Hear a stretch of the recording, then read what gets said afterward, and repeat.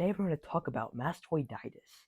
So mastoiditis is an infection of the mastoid bone. The mastoid bone is located behind your ear. This infection can cause serious complications if untreated. So the mastoid bone is one of the most important parts of your ear. If it kind of gets damaged, hearing loss can happen, and many complications can too.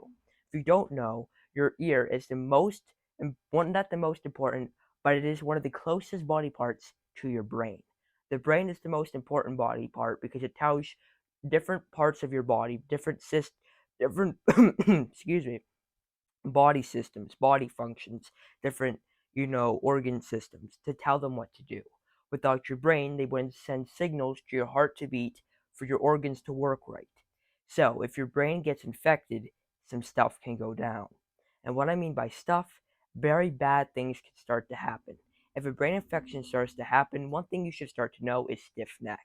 One of the tests you should do at home if you kind of think or want to know if you have meningitis because you're not feeling well or have a headache is by doing the stiff neck trick. All right, so like this is like a test for the stiff neck.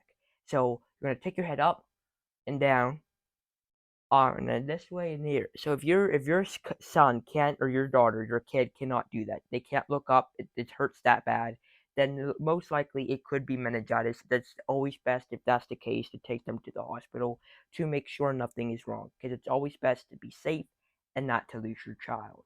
So what is mastoiditis? Well, mastoiditis is an inflammation, like we said. It's an infection of the ear, but there's more complications than just encephalitis meningitis. It is the complete destruction of the mastoid bone in your ear. Now, there is a surgery to take care of the mastoiditis and, remove the damaged tissue, remove the bad tissue from it, remove the bad infection part. So, most likely, the infection will be somewhere around the mastoid bone. And in order to get it to be treated, most likely antibiotics would work. Antibiotics for ear infections like mastoiditis would work.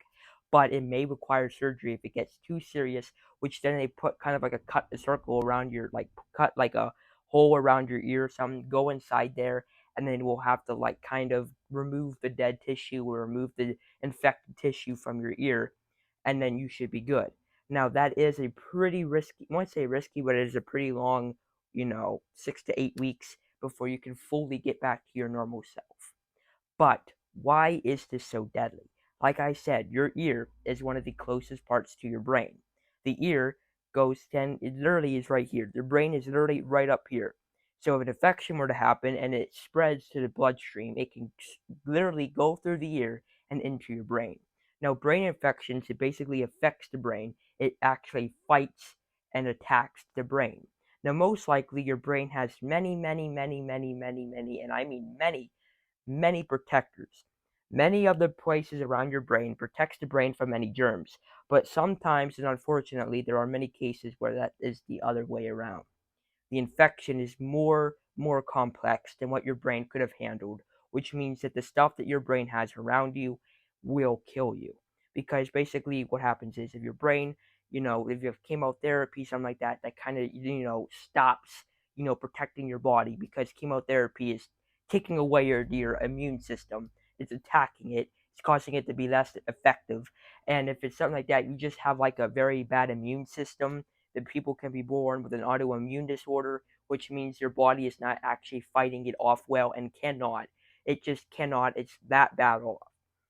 If that's the case, then your brain will become infected from the pus or from the infection from the mastoiditis. Which, if that happens, it will either cause encephalitis, inflammation of the lining of the brain, or meningitis, which is an infection of the membrane of the brain. So, this can potentially cause death. Now, again, it can maybe rarely sometimes cause sepsis, which is a body's overwhelming in response to an infection. But you may be wondering, can sepsis be caused by meningitis? Yes.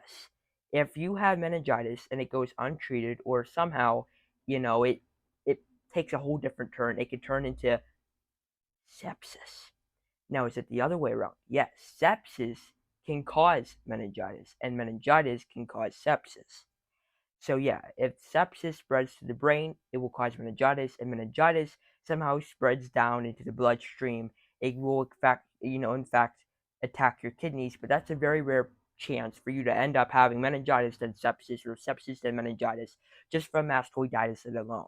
But it is possible. But don't worry, if you have an ear infection, just know that the antibiotics will work. Just don't leave an ear infection go untreated. If you think you have one, get it treated because it could turn out to be this and could destroy your hearing and your life for the rest of eternity.